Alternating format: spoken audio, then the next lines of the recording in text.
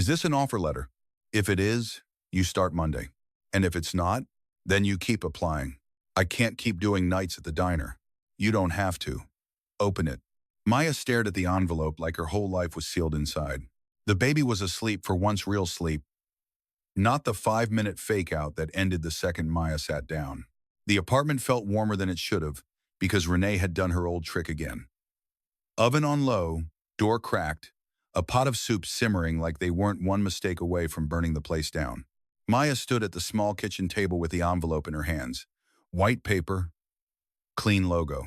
It didn't match the rest of her life, the diaper stacked by the sink, the jar of quarters, the rent notice tucked under a grocery coupon like hiding it would change what it said.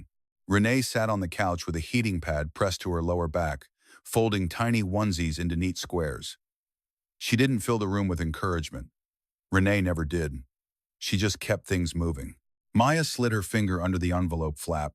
Slow like fast would make it less real. The paper inside was crisp, almost too nice. She pulled it out and read the first line. Congratulations. Her throat closed. She read it again, then again, like the word might evaporate if she blinked wrong. Her eyes moved down the page. Customer support representative. Higher hourly pay than the diner even on good nights. Daytime hours. Benefits after 90 days. Start date, Monday. Maya pressed the paper flat with both hands, palms trembling. Her chest filled too fast, like she forgot how to exhale. Renee looked up. Well, it's an offer, Maya managed. Renee nodded once, satisfied in a quiet way. Good, it stuttered. For a second, Maya let herself feel it relief like warm water, a tiny spark of pride. A job with benefits meant doctor visits without panic. It meant her daughter could get seen without Maya doing math in the pharmacy line. It meant a chance at something steady. Then the spark hit a wall. Monday, Renee tapped the date with one finger. So what's the plan for the baby? Maya's eyes drifted to the bassinet by the couch. Her daughter's mouth was slightly open in sleep. One fist curled up near her cheek like she was ready to fight the world in her dreams. Maya's stomach tightened. The plan, Maya repeated. Buying time. A job is good, Renee said, voice even. But you can't walk in there Monday without knowing who's holding her. Maya swallowed. I'll figure it out. Renee's gaze didn't soften into pity. It sharpened into focus. Then we figure it out. Maya sat at the table and opened her notes app. Lists were the closest thing she had to control. Monday, start job. Childcare, bus route, check. Work clothes, thrift. Diapers, count. She stared at the question marks until her eyes burned. She'd been calling daycares for weeks, waiting lists, deposits. We'll call you.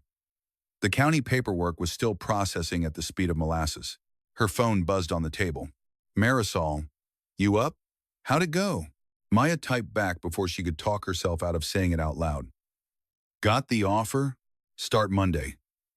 I'm freaking out about childcare. Marisol replied immediately. Yes. Okay. Breathe.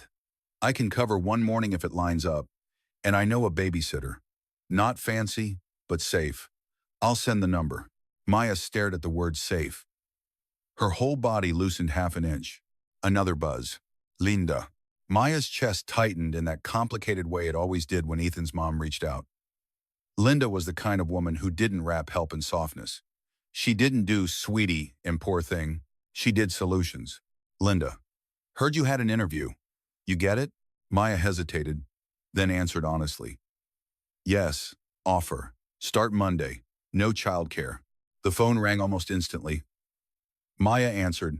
Linda didn't waste time. What time Monday? 8, Maya said. Okay. Linda replied, brisk like she was checking a calendar in her head.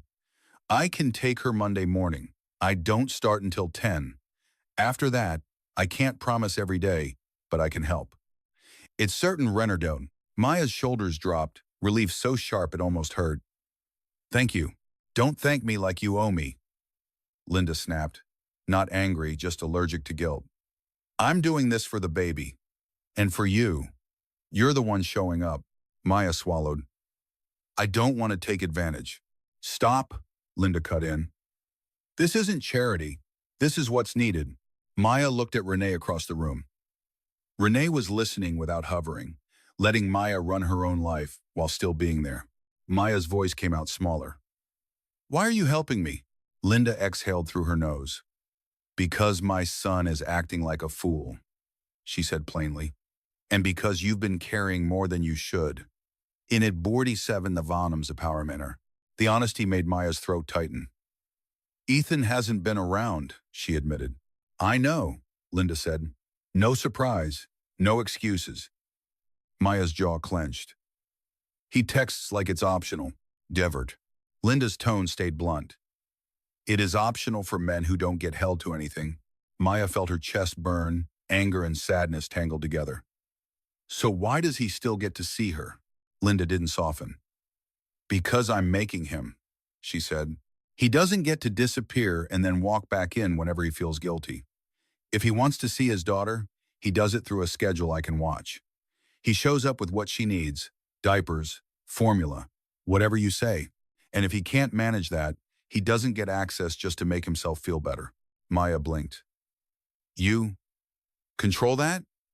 I don't control him, Linda corrected.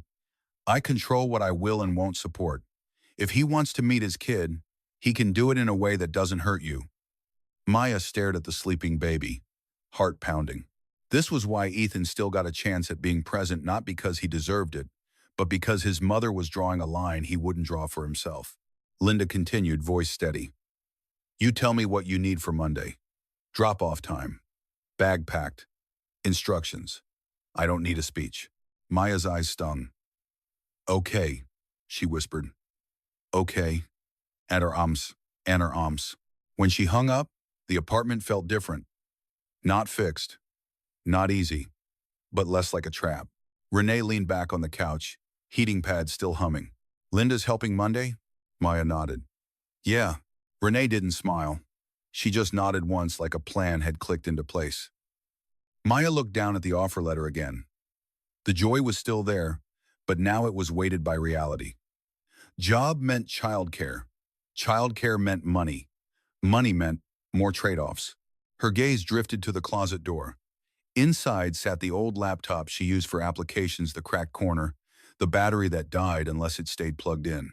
It wasn't worth much, but it was something. Renee followed Maya's eyes. What can you sell? She asked, same tone she'd used to ask what time the bus came. Maya swallowed. I don't have anything. Renee's eyes narrowed slightly. We don't panic. We inventory. Maya got up and pulled the laptop from the closet, setting it on the table beside the offer letter. The sight of it there made her stomach twist. She'd held onto that laptop like it was a promise of a different life. But promises didn't pay deposits. She opened her phone, posted it online, and felt the familiar ache. Comfort traded for stability. A message came in within minutes. Interested. Can pick up in an hour. Price firm? Maya stared at the screen. An hour. One small transaction between her and a childcare deposit. Between her and Monday morning feeling possible. She typed, yes. Cash only. Renee watched her hands. You okay? Maya shook her head once, honest. I want to be happy. God. You are happy, Renee said plain. You're also scared. Both can be true. Maya looked at her daughter again, at the tiny rise and fall of her chest. The baby didn't know what Monday meant. She didn't know what benefits were. She only knew warmth, milk, the sound of Maya's breathing. Maya touched the baby blanket folded on the couch, soft between her fingers. She thought about her own mother, working and scraping, and still letting Maya choose her life. And she thought about Linda's sharp-edged kindness, a woman who didn't coddle, but showed up because it was right. Maya picked up the offer letter and slid it into her bag like it was fragile. She didn't know how she'd stitch childcare together after Monday. She only knew she was taking the job because staying safe had kept her stuck long enough. If you were Maya, would you take the new job or stay at the diner for safety? You can hold her spot, but we need the deposit today. If you won, I get paid next week. Then we can't hold it. She starts Monday. I start Monday. I'm sorry.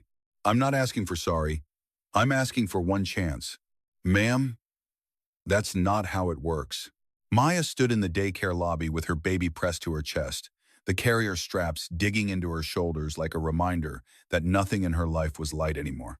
The room smelled like disinfectant and apple juice. Bright posters covered the walls, cartoon animals, letters, happy phrases that felt like they belonged to someone else's world.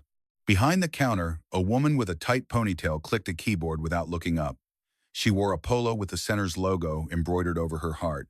She could have been anyone. Maya had learned that in offices like this, you didn't talk to a person, you talked to policy. Maya's daughter squirmed against her, tiny hands flexing, face scrunching like she didn't approve of fluorescent lighting. Maya rubbed her back in slow circles, trying to keep herself calm. The woman finally looked up. "So you want to hold the spot?" she said, like Maya had just asked to reserve a table at a restaurant. "Yes," Maya replied. "I start a new job Monday, 8 a.m. I can't lose it." The woman's expression didn't change. "Deposit is 200 today, E.N.S." Maya's stomach dropped, even though she'd already seen the number on the website, even though she'd already rehearsed this conversation in her head on the bus ride over. Hearing it out loud made it real in a way that felt cruel. "I get paid next week," Maya said, voice tight. "I can pay Friday." The woman shook her head once. "Then we can't hold it." Maya's throat burned. "She's 8 weeks old." The woman's eyes flicked to the baby like she was checking a box. "We have a waiting list. Do." Maya felt heat rise up her neck. Not rage exactly. More like panic trying to turn into anger so it could feel useful. "So what am I supposed to do?" The woman gave a small, tired shrug. "I'm sorry." Maya held her gaze. "I'm not asking for sorry. I'm asking for one chance." "Ma'am," the woman said, and the word ma'am somehow made it worse. "That's not how it works." Maya stood there for a second too long, like she was waiting for the woman to blink and become human. Then she didn't. She turned back to her screen. Already done. Maya walked out before her face could betray her. The cold air outside hit her cheeks. The parking lot shimmered with heat, even though it was still morning. Parents climbed out of cars with diaper bags that looked expensive. A dad in sunglasses kissed a toddler on the forehead and handed her off like it was nothing. Maya tightened her grip on the carrier strap and headed for the bus stop at the edge of the block. She had $47 in her checking account. 50 Ethan sent last week was already gone. Diapers, formula, bus pass. Rent didn't get paid in full by Hope. Deposits didn't care about speeches. Monday didn't care that she was trying. Her phone buzzed as she reached the curb. "Renee, you okay? Where are you?" Maya stared at the text. She could lie. She could type, "I'm fine," and keep moving. She'd done that for years. She typed, "Daycare wants deposit today. I don't have it." Renee replied fast, "Come home. We'll talk." Maya should have felt relief. Instead, she felt shame tighten her chest, even though she hated that shame, even though she knew it didn't help. She hadn't wanted to come home with another problem. She wanted to come home with a solution. On the bus, she sat near the back, one hand resting on her baby's back as the vehicle rattled and hissed through stops. The baby fell asleep again, heavy and warm against Maya. The city outside looked the same as always: strip malls, cracked sidewalks, faded signs. Nobody knew what Monday meant for Maya. Nobody knew her whole future felt like it was balanced on a childcare deposit. When she got to the apartment, Renee was at the table with the folder open, papers spread out like a map. Renee's heating pad was plugged in by the couch.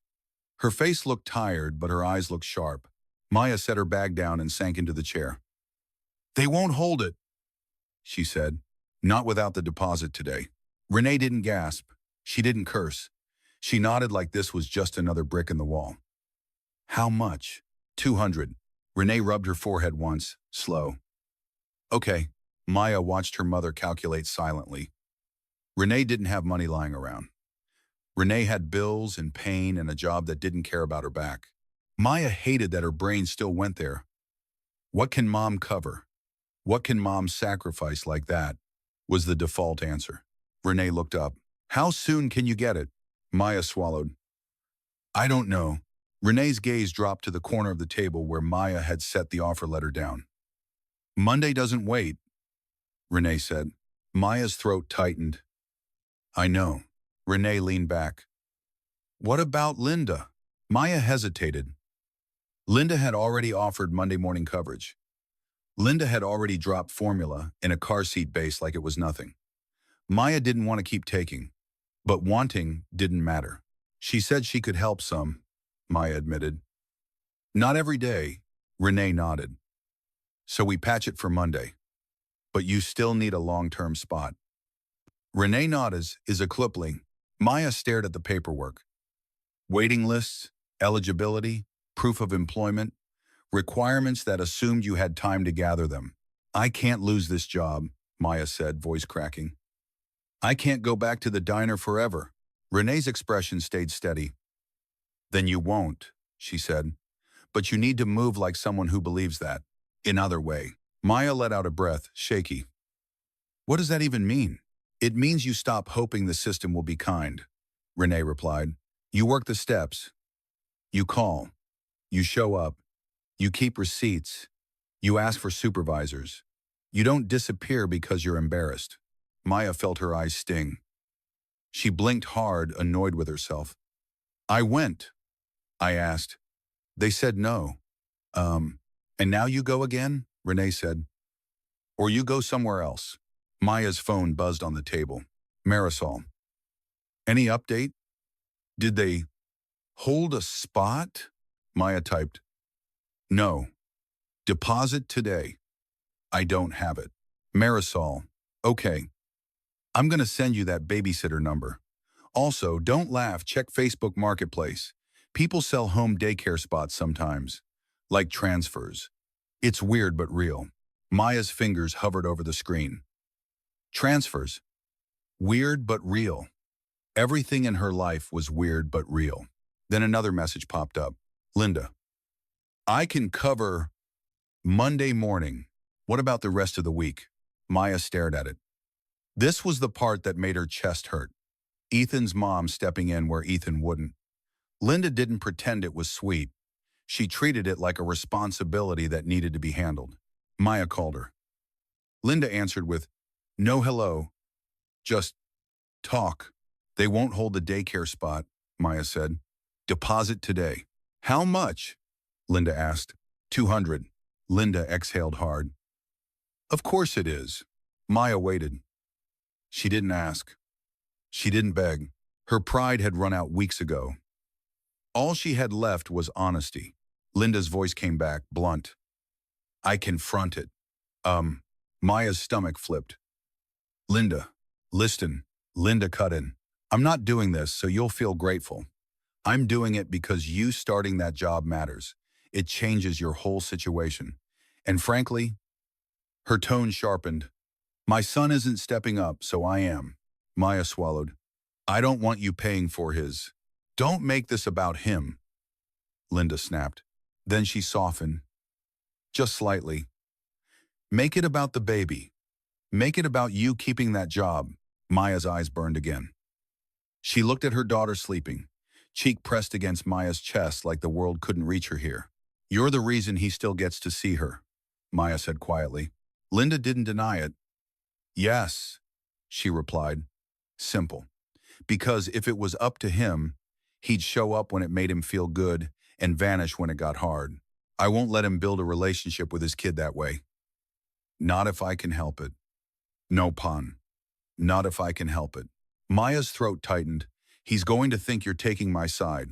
I am, Linda said. No hesitation. Maya let out a breath she didn't know she was holding. Okay, she whispered. Okay. Don't thank me, Linda said. Tell me where to send it. And you go back to that daycare tomorrow with the deposit. You don't act small. We know there's a vendors of arrive. When Maya hung up, she sat very still at the table. Renee watched her face. Linda? Renee asked. Maya nodded. She's going to front the deposit. Renee's expression didn't soften into approval. It turned thoughtful. That woman's blunt, she said. Yeah, Maya replied. But she's solid. Renee nodded once. Then use it. Don't waste it. Maya looked down at the offer letter again. Monday.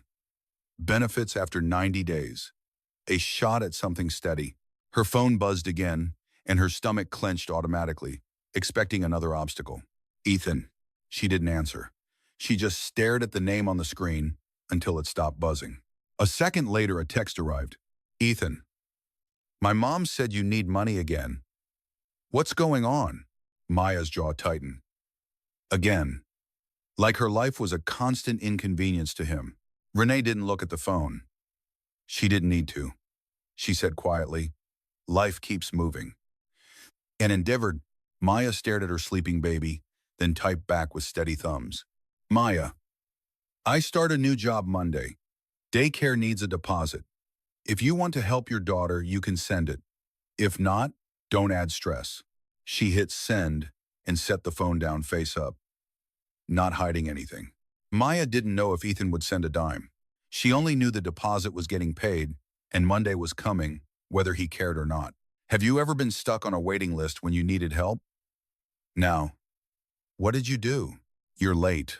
I'm not the bus. Late is late. I was here. The elevator. Do you want this job or not? Yes. Then don't bring chaos into my training room. Maya's cheeks burned as she stepped into the call center lobby, the air too cold and smelling faintly of carpet cleaner. She had left the apartment before sunrise, tiptoeing around Renee and the baby like the floor might squeak loud enough to ruin everything. Linda had picked up the baby at 7:10. Sharp, no soft talk, no long hugs, just a quick nod and, text me if you need to. Maya needed that. The no-nonsense kind of support, the kind that didn't turn help into a performance. Now she stood under bright fluorescent lights with a borrowed tote bag on her shoulder and the offer letter folded in her wallet like a lucky charm. Her blouse was thrifted, her hair pulled tight, her shoes the most comfortable ones she owned that didn't look like she'd given up. She checked the time. 7:58. She was not late, but the elevator had stalled on the third floor, doors stuck open while a maintenance guy shrugged like it was a normal personality trait of the building. Maya had taken the stairs, heart pounding, praying she wouldn't sweat through her shirt before she even sat down. She hurried toward the training room, but the supervisor had already spotted her. His name tag said Keith. His face said he'd never had to choose between formula and rent. Badge? He asked. Maya held it up. I'm here. Keith glanced at the wall clock and made a sound like it offended him. You're late, Maya swallowed. I was in the lobby. The elevator. Late is late. He cut in, voice flat. Do you want this job or not? Yes, she said, and forced her chin up. Then don't bring chaos into my training room, Keith replied, stepping aside like he was granting her entry. Maya walked in and felt 20 pairs of eyes flick toward her, then away fast, like nobody wanted to be associated with the new girl getting corrected on day one. She slid into an empty chair near the back, took out her notepad, and kept her hands still even though her pulse was loud in her ears. The room was filled with computers, headsets, and people trying to look confident. A poster on the wall said customer first in cheerful letters that didn't match anyone's face. Maya tried to focus on the screen while Keith talked about call flow, metrics, adherence, escalation paths. Adherence. That word hit her like a warning. Maya wrote it down anyway. She'd told herself this would be different than the diner. No grease, no tips, no Phil barking at her across the kitchen, but the pressure was still there, just dressed up in nicer carpet. During the first break, she checked her phone in the hallway, heart thumping like she was doing something wrong. 2 messages from Linda. Linda, she's fine. 8. Linda. She spit up once. I cleaned it. Don't panic. Maya let out a breath and typed back. Thank you. Seriously. Then she stared at the screen, tempted to text Ethan just to see if he'd say anything encouraging. She didn't. Encouragement from Ethan was usually just words that cost him nothing. She went back in. By noon, her head felt stuffed with scripts and policies. Her body still hadn't adjusted to being away from her baby for hours. It was like some part of her stayed, stretched back home, a cord pulled tight. Every few minutes, she'd get a phantom sense of her daughter crying. She'd glance at her phone, then stop herself. Keith walked behind the rows of trainees, hands clasped behind his back like a man touring an exhibit. He paused near Maya's chair and looked at her screen. Faster, he said. Maya nodded. Yes. Also, he added, voice low, if you need special accommodations, you should have disclosed them. We move at pace. Special accommodations. Like being a mother was a disability. Maya forced her face blank. Understood. It's Cly's. At 12:17, her phone buzzed again. A call this time. Linda. Maya's stomach dropped so fast she felt it in her knees. She raised her hand halfway, then lowered it, unsure what the rules were. Keith was still walking the room. The other trainees were chewing sandwiches quietly, eyes on their screens. Maya stood and slipped into the hallway, answering before the second ring finished. Linda? Linda didn't soften her voice. Don't freak out. Maya pressed her back to the wall. What's wrong? She's warm, Linda said. Not scary, but warm. She's fussier than usual. I took her temp. It's low grade. Maya's chest tightened. Is she okay? She's a baby.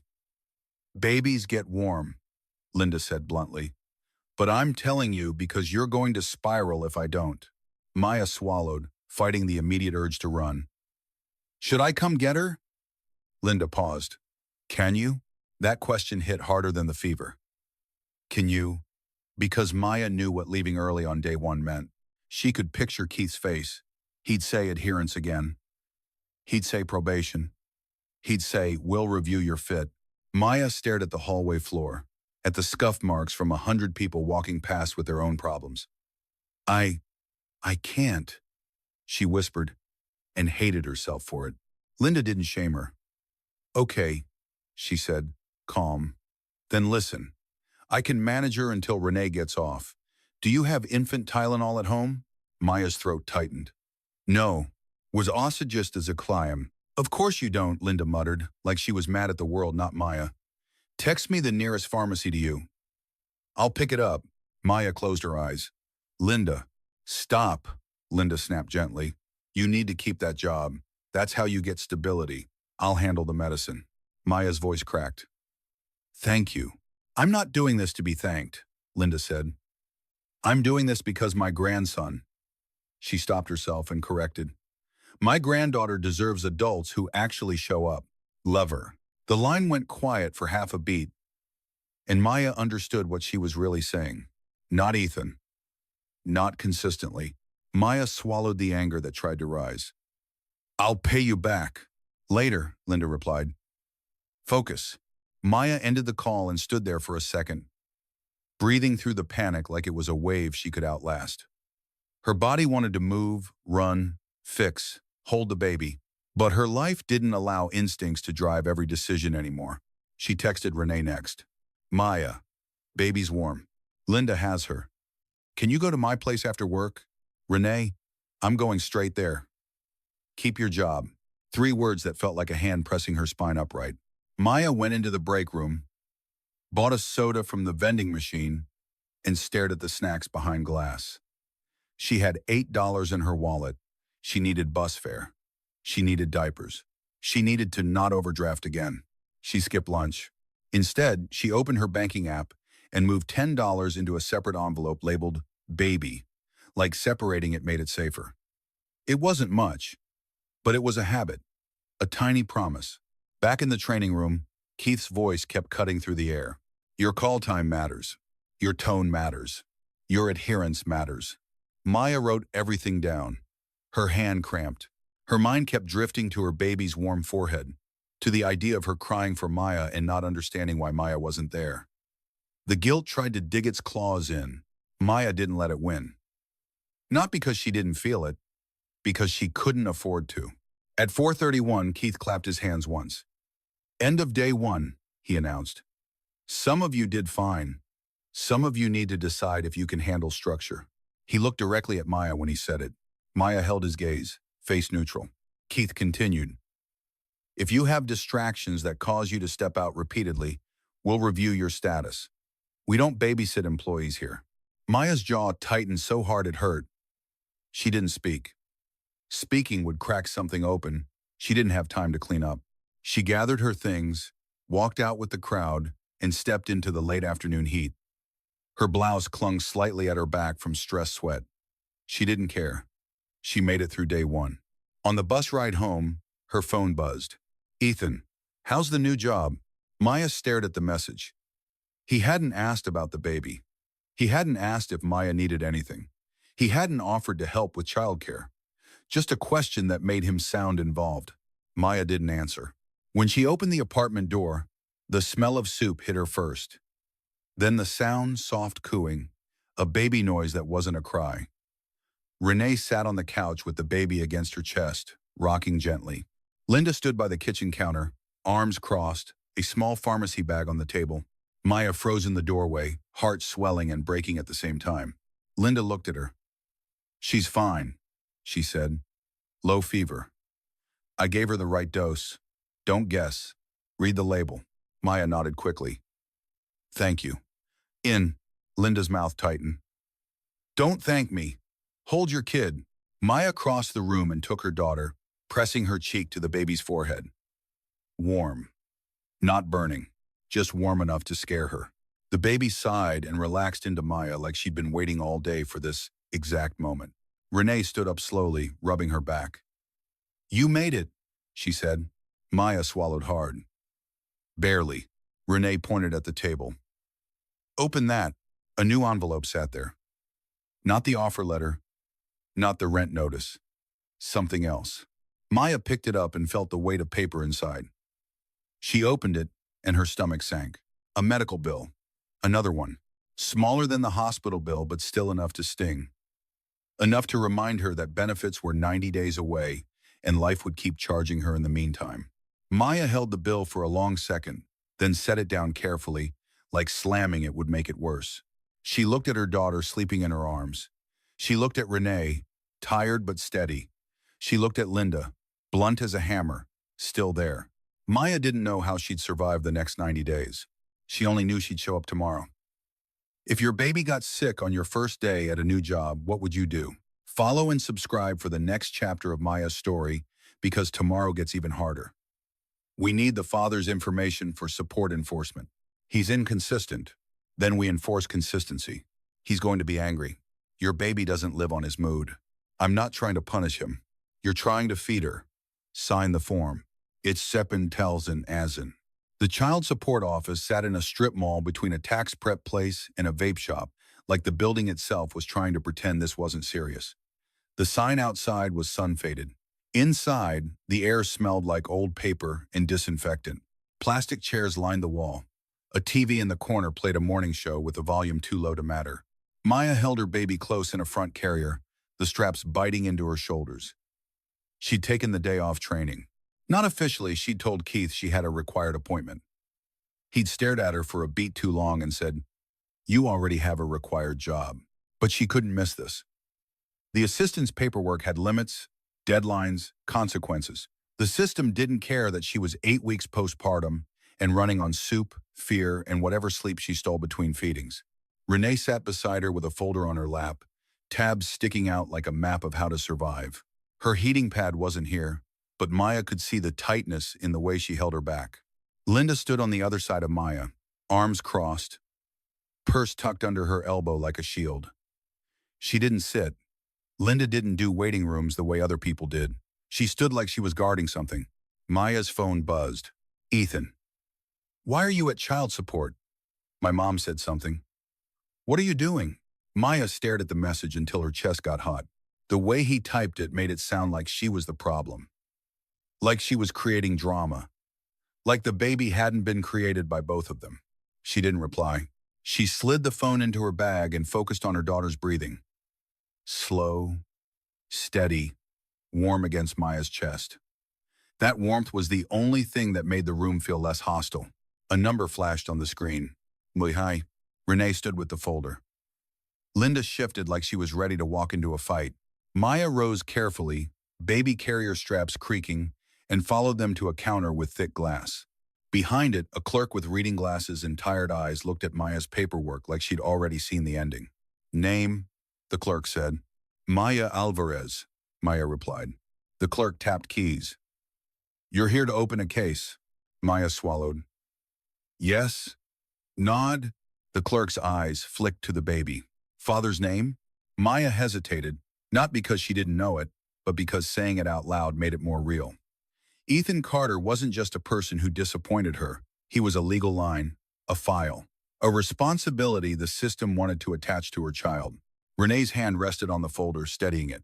Linda leaned slightly closer to the glass and said, without softness, Ethan Carter, he works warehouse sometimes. He owes support. Maya's throat tightened.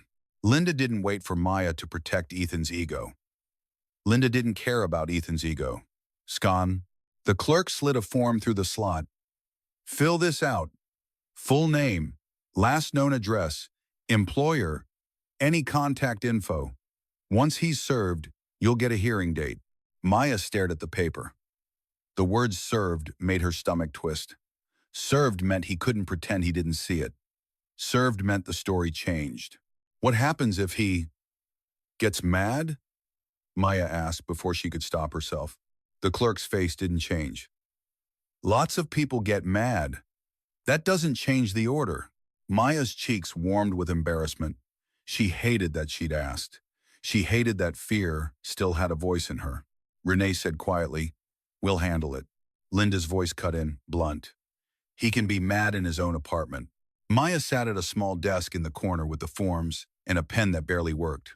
Her baby was awake now, blinking up at the buzzing lights like she disapproved of government buildings.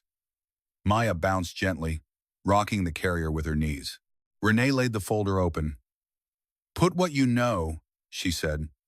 No guessing. Maya started writing. Full legal name, Ethan Carter. Last known address, the one she'd picked him up from twice. The one he swore he was moving out of soon. Phone number, the same number that sent tomorrow like it was a plan.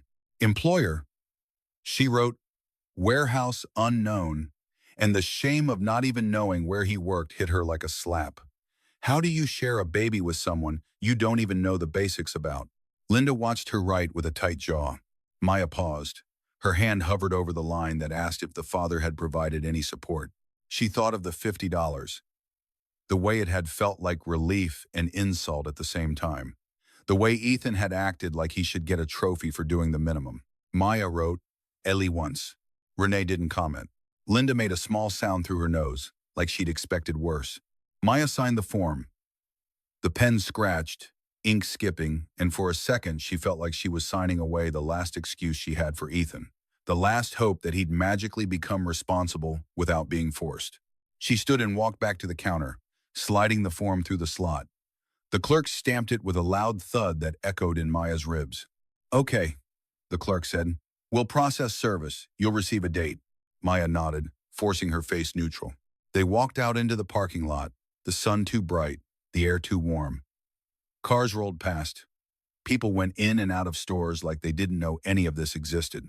Maya adjusted the carrier strap and exhaled, slow. Linda spoke first. He's gonna blow up your phone. Maya's stomach tightened. I know. Renee didn't look surprised. Let him, she said. You don't argue over text. Maya nodded, though her pulse had already started climbing. Her phone buzzed again. Ethan. Are you serious? You're trying to take my money now? Maya stared at the screen. Take his money. Like the baby was a subscription service Maya had invented. Linda watched Maya's face. Don't answer, she said. He wants you emotional. He wants you messy. That's how he stays in control. Maya swallowed. She hated that Linda was right. They got back to the apartment just after noon. Renee went straight to the kitchen and checked the soup like it was a duty. Linda set a pack of diapers on the counter. She didn't announce it. Didn't make eye contact about it. Just did it and moved on. Maya sat on the couch and finally let herself breathe. Her baby fell asleep against her chest, warm and heavy. Then her phone rang. Ethan. Maya stared at the name until it stopped. She didn't answer.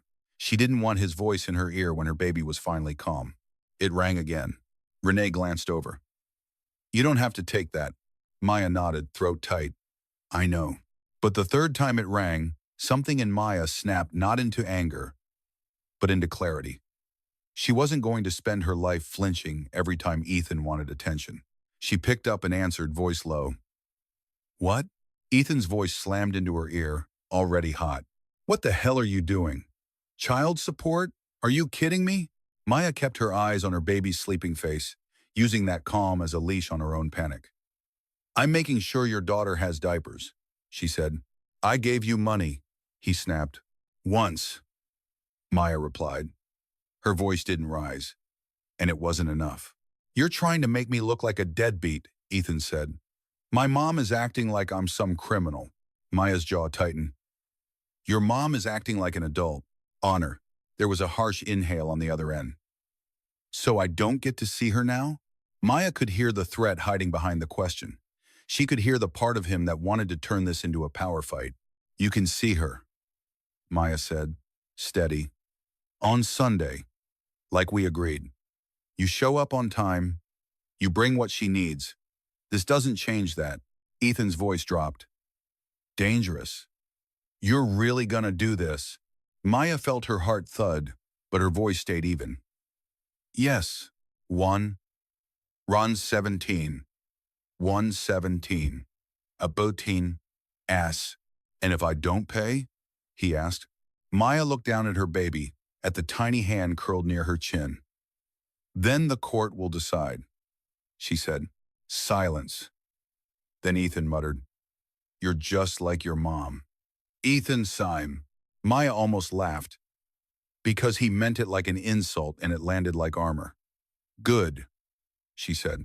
She hung up before he could pull her back into the noise. Her hands shook afterward, just a little. Renee walked over and sat beside her, not touching, just close enough. You okay? Renee asked. Maya stared at the wall for a second. No, she said honestly, but I did it. Linda, still standing by the counter, said, That's the point. You do it anyway. Maya's baby stirred, made a small sound, then settled again. Maya rubbed her back gently. Her daughter didn't know what court was. She didn't know what a hearing date meant. She only knew warmth. Maya's throat tightened. The guilt tried to creep in, the old fear that being firm made her mean, that asking for help made her weak, that setting boundaries made her selfish. But then she thought of Keith's cold voice, of the medical bill on the table, of daycare deposits and waiting lists, of how quickly life punished you for being unprepared. She couldn't afford softness that turned into surrender. She looked at Renee's tired face, at Linda's blunt posture. Two women, different styles, the same truth. Love was action, not comfort. Maya stood up slowly, careful not to wake her baby, and walked to the fridge. She taped the upcoming steps on the door service, hearing, documentation like a checklist for survival. Then she turned back to the room and spoke quietly, almost like she was talking to herself. If you were me, she said, voice low, would you file the paperwork, or would you keep hoping he changes on his own? Comment what you do, because I swear sometimes I feel like I'm the only one making these choices. Renee nodded once, like she understood the question wasn't for attention, it was for connection. Linda crossed her arms tighter. You're not the only one, she said. You're just one of the few who follows through. Maya didn't know what Ethan would do next. She only knew she'd stopped waiting for his mood to decide her daughter's life. Would you file for child support to force consistency, or keep waiting for him to change? Your card declined. That can't be right. It declined twice. I just got paid. Do you want to try another card? I don't have another card. Then I'll have to put this back. Maya stood at the pharmacy counter with a tiny bottle of infant fever reducer in her hand like it was a luxury item. The label was bright, cheerful, and expensive. Her baby was strapped to her chest in the carrier, warm and heavy, breathing against Maya's collarbone like the world was safe. The cashier's face stayed neutral. Not cruel, just trained. Neutral was what you got when you were the 100th problem that day. Maya forced a laugh that didn't sound like her. Can you run it again? A quote.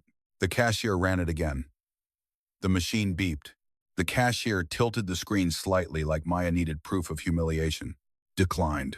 Maya's throat tightened. She could feel the line forming behind her shifting feet, polite impatience, the soft judgment people tried not to show. I get paid, Maya said, like saying it louder would make it true. I literally just got paid. The cashier's eyes flicked to the baby and back, the smallest crack in her expression. It happens, she said. And it almost sounded like pity. Maya hated pity more than judgment. "Hold on," Maya mumbled. She stepped to the side, with the baby still pressed to her, thumbs shaking as she opened her banking app. The number on the screen made her stomach drop.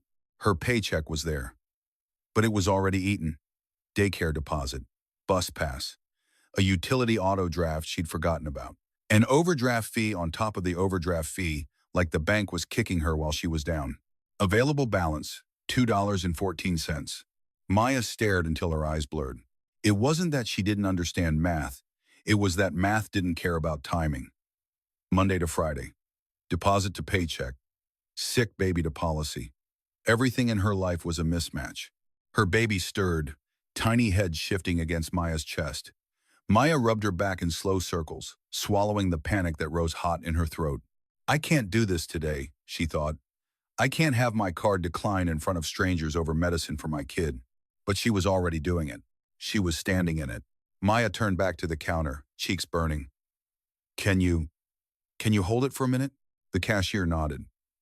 "I can set it aside for 5 minutes." Like Maya's whole life could change in 5 minutes. She backed away toward the greeting cards aisle, pretending to browse so she wouldn't look like someone about to cry next to the birthday balloons. She pulled out her phone and stared at her contacts. Renee was at work. Her mom always took lunch late.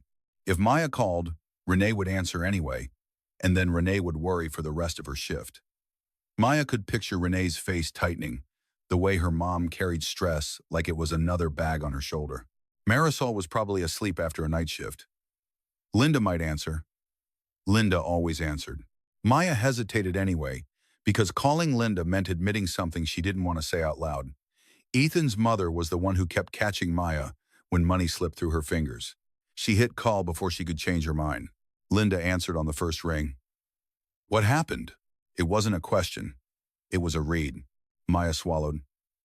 "My card declined. I'm at the pharmacy. It's for the baby." A beat. Then Linda's voice sharpened. "How much?" Was not leader. 15, Maya said, and hearing the number made it worse. $15 shouldn't be the difference between panic and relief. It shouldn't, but it was. Linda exhaled hard. "Of course." Maya's throat tightened. "I'm sorry. Don't." Linda cut in. "Text me the store address." Maya blinked. "You are? I'm always closer than Ethan." Linda snapped, then paused as if she'd regret saying it. She didn't take it back. "Text me. I'll be there." Maya's eyes stung. She turned her face slightly so nobody could see. "Thank you," she whispered. "I didn't raise my son to be useless," Linda said. "But here we are." Maya ended the call and sent the address. Her hands shook as she typed. She stood there in the aisle, rocking gently, trying to keep her baby calm while her own nerves screamed. 2 minutes later, her phone buzzed. "Ethan, my mom said you needed something again." "What now?" Maya stared at the message. What now?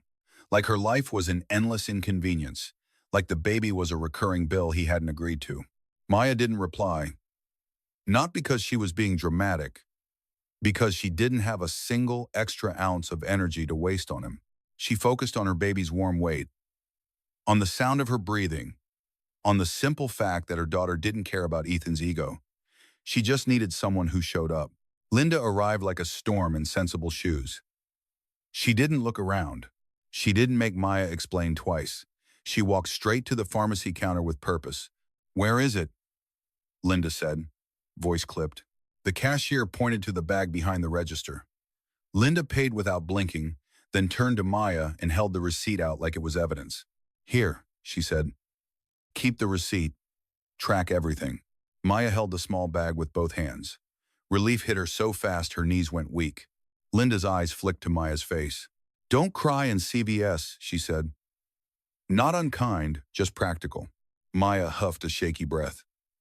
"I'm not." "You are," Linda replied. "But you're holding it together." "That's fine."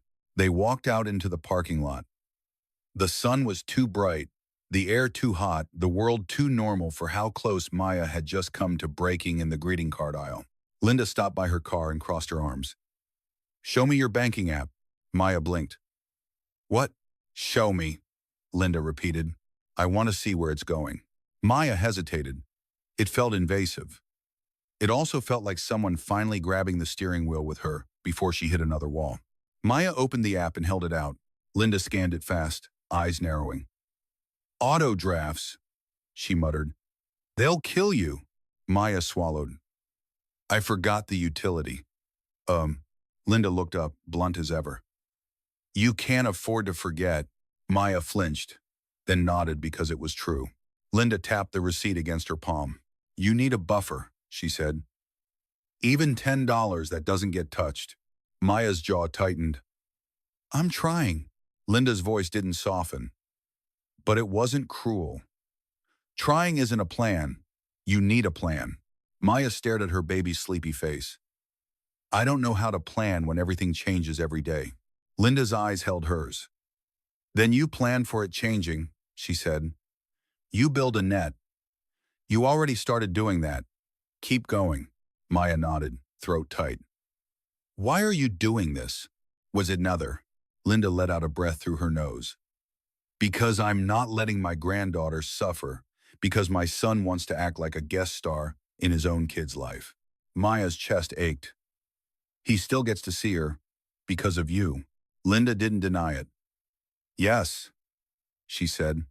And because you're not petty, you're smart. You're keeping the door open with rules. That's different. Maya looked away toward the bus stop sign at the edge of the lot, faded and bent. She felt tired down to her bones. Not just body tired. Choice. Tired. My job has a probation review next week, Maya admitted. The words came out before she could stop them. Like once she started confessing, it all spilled. In daycare. They said the spot might not stay open. In court, that's coming too. It's like, she swallowed. It's like if I stop moving, we fall. Linda's expression shifted. Just slightly. Not soft. Real. Then don't stop, she said.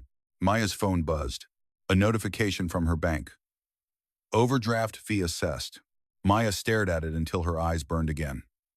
The bank didn't care that she'd just gotten medicine for her baby. It cared that she was poor. Linda saw her face. What now? 8. Overdraft fee, Maya said flatly. Linda swore under her breath. I'm going to transfer you 50, she said, already pulling out her phone.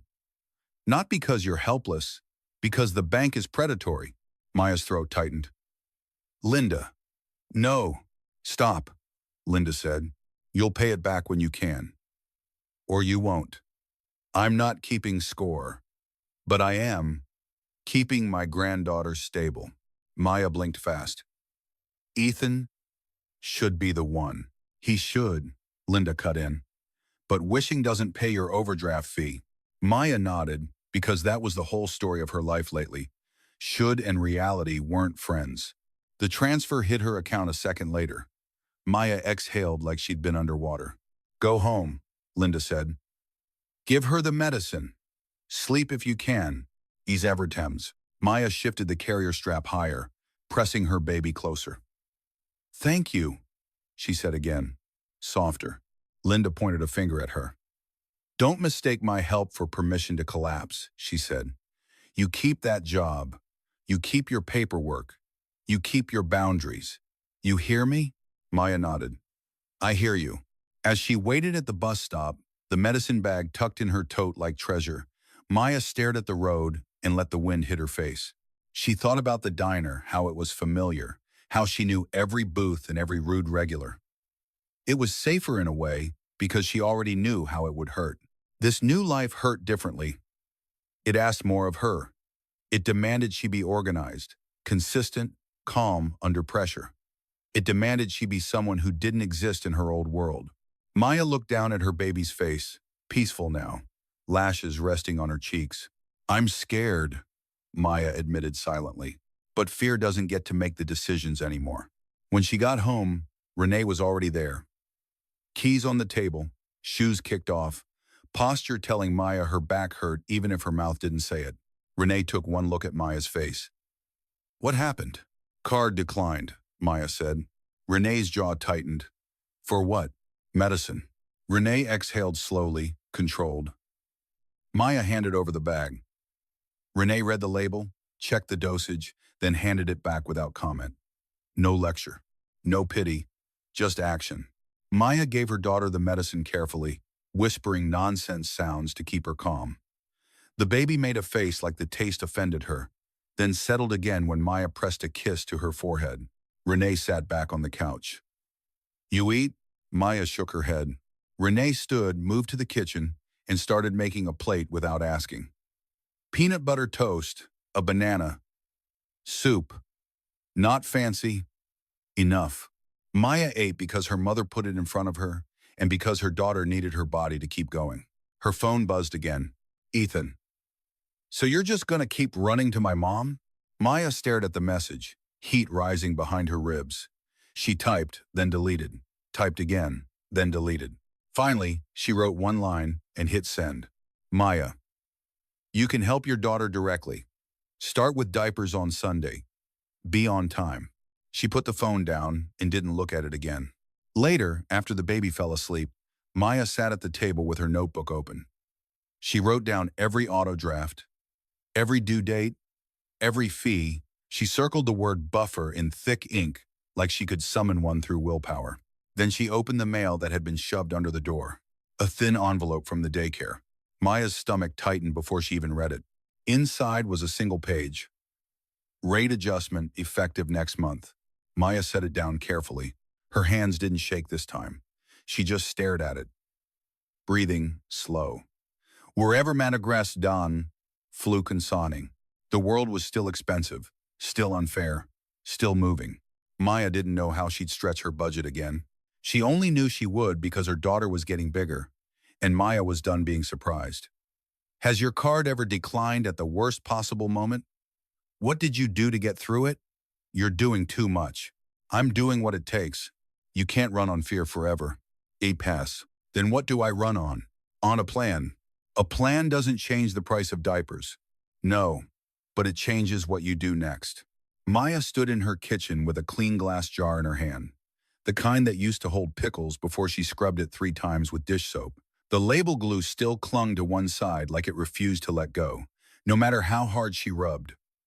That felt familiar.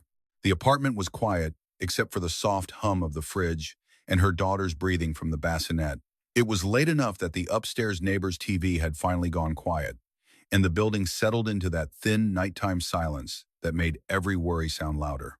Renee sat at the table, her heating pad plugged in at her feet, a pen in her hand. She wasn't lecturing. She wasn't telling Maya how to live. She was just there, a steady presence, like the only kind of anchor that existed in Maya's world. On the counter, Maya had lined up her week in small, practical piles. Bus pass, baby medicine, a stack of receipts, the daycare letter with the rate increase, and the offer letter from the call center that now looked less like a miracle and more like a contract she had to earn every day. Maya set the jar down on the table with a soft clink. Renee glanced at it. What's that? Aplis setter flyme. A buffer, Maya said. Renee raised an eyebrow. You finally like my annoying advice. Maya huffed a short laugh. I don't like it. I just... Believe it now? Her phone buzzed on the table. A notification from the bank, another reminder that her money moved faster than she could. She ignored it and picked up a marker, writing in block letters on a strip of tape. Stability. Then she stuck it on the jar. Renee nodded once, approving without saying it out loud. How much goes in? Maya opened the jar of quarters by the sink and poured a handful into her palm. The coins were cold. She dropped 2 quarters into the new jar. They landed with an echo that felt bigger than 50 cents. Whatever I can, Maya said. Even if it's stupid small. It's not stupid, Renee replied. It's practice. Maya's shoulders loosened a little. Practice. Like stability was something you could train for. Like muscle. She pulled out her notebook and flipped to a page covered in cramped handwriting. Due dates, auto drafts, the days Linda could help, the days Marisol could help, Renee's shifts, the bus route to the call center. It looked like a war plan drawn by someone who didn't have the luxury of forgetting things. Maya tapped the daycare letter. They're raising the rate next month. Renee's jaw tightened. Of course they are. And my probation review is next week, Maya added. Keith keeps talking about adherence like it's religion. Renee exhaled slowly. Then you show up early, and you don't give him a reason. Maya stared at the page. What if I do everything right and it still falls apart? Renee didn't pretend she could guarantee anything. Then you rebuild, she said simply. Maya wanted to say that rebuilding was exhausting, that she was tired of being strong, that she wished one good thing could stay good without immediately turning into a new problem. Instead, she stood and opened the fridge, taking out the last of the soup Renee made. She warmed it on the stove because she couldn't afford to pretend her body didn't matter. She was still learning that. Eating, drinking water, sleeping when she could, all the boring stuff that kept her alive. Her daughter made a soft noise from the bassinet, a warning more than a cry. Maya checked her forehead, gentle. The fever had dropped. Still, Maya's chest tightened like her body remembered the fear of yesterday and didn't want to let it go. Renee watched her, then slid a folded paper across the table. This came today. Maya's stomach sank before she even opened it. She'd started to fear envelopes the way some people feared phone calls. She unfolded it. Notice of service. Her eyes caught the words and her pulse jumped. Ethan had been served. It was official now. The system had taken her paperwork and turned it into something that would follow him whether he wanted it to or not. Maya stared at the notice until the letters blurred. She didn't feel triumphant. She felt exposed, like she'd stepped into a spotlight she hadn't asked for. He's going to be angry, Maya whispered. Renee didn't flinch. Let him be angry, she said. Anger isn't a plan. Maya swallowed. He's going to call. He's going to text. He's going to act like I ruined his life. Amazing. Disclaimer. Renee leaned back in her chair. You didn't ruin anything, she said. He did, by leaving you to carry it. Maya's throat tightened. The anger she tried to bury kept rising like it wanted air. She thought of Ethan's messages. How's the new job? What now? Like he was watching from the sidelines, commenting on her survival.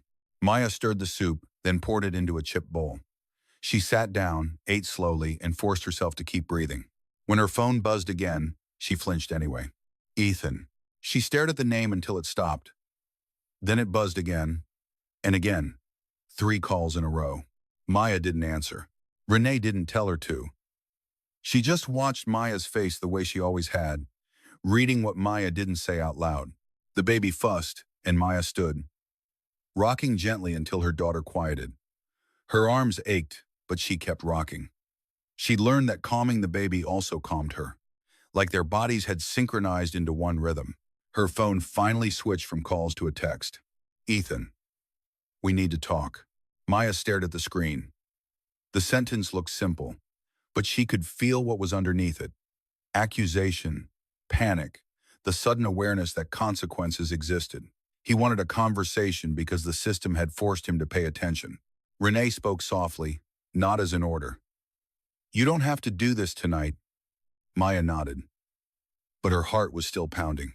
She looked at her daughter, at the tiny face pressed into the blanket, at the way her mouth made a small pout in sleep like she was dreaming of milk. Maya felt the familiar pull to protect, to smooth everything over, to make it calm so she could breathe. But calm was what Ethan used. Calm as a weapon, calm as a way to reset without changing. Maya set her daughter back into the bassinet and tucked the blanket around her, tight enough to feel secure. Then she returned to the table and picked up her pen. Okay, she said quietly, mostly to herself. Plan. She wrote 3 words at the top of a fresh page. If, then. If daycare raises rates, then I pick up 1 diner shift every other weekend until benefits start. If probation review goes bad, then I apply to 2 more call centers that same day. If Ethan tries to argue, then I keep it to text or public places. No apartment. If the baby gets sick again, then I have medicine stocked and a backup pickup plan.